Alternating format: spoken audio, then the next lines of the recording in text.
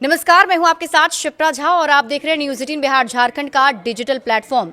BJP ने जब 1985 में पहली बार बृह मुंबई में महानगर पालिका चुनाव लड़ा तो कभी सोचा नहीं होगा कि उनका कभी मेयर भी मुंबई में बनेगा।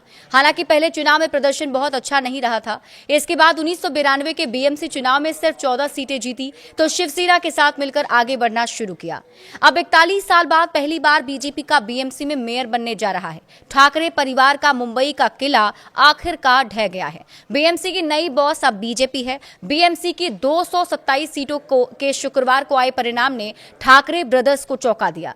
बीजेपी ने 89 सीटें जीतकर बता दिया कि मुंबई में अब उनकी बादशाहत होगी। बीजेपी का वोट प्रतिशत 45.22 रहा और बीजेपी के साथ चुनाव लड़ने वाली एकनाथ शिंदे की शिवसेना के खाते में 29 सीटें आई।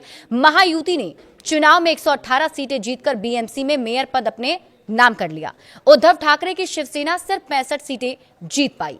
किस पार्टी को कितना प्रतिशत वोट मिला, अब आपको ये बताते हैं। बीजेपी ने बीएमसी चुनाव में 45.22% वोट के साथ 89 सीटें जीती।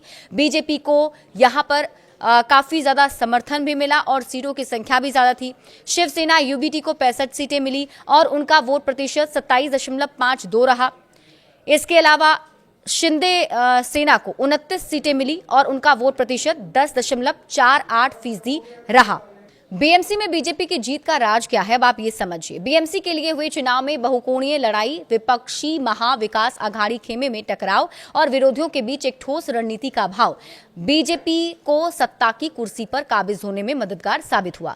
अब पहली बार देश के सबसे अमीर नगर निकाय में उसका मेयर होगा। विश्लेषकों का कहना है कि इस हार ने एमवीए के लिए अस्तित्व का संकट खड़ा कर दिया है। शिवसेना, यूबीटी और कांग्रेस दोनों प्रमुख साझेदारों के खराब प्रदर्शन की वजह से सत्तारूढ़ महायुति गठबंधन के विश्वसनीय विकल्प होने का गठबंधन का दावा खोखला प्रतीत होता जा रहा है।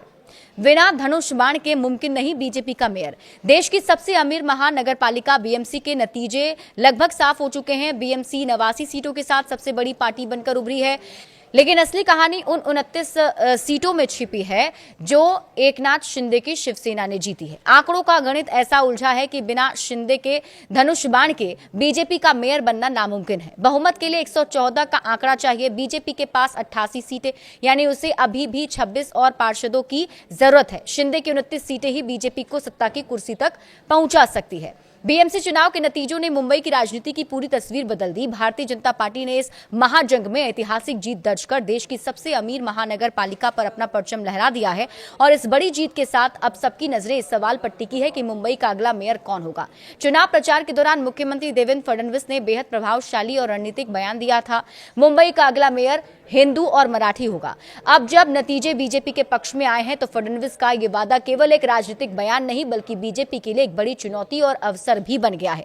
मुख्यमंत्री ने स्पष्ट किया कि स्थानीय पहचान और क्षेत्रीय गौरव को बढ़ावा देना कोई संकीर्ण राजनीति नहीं बल्कि संवैधानिक अधिकार है।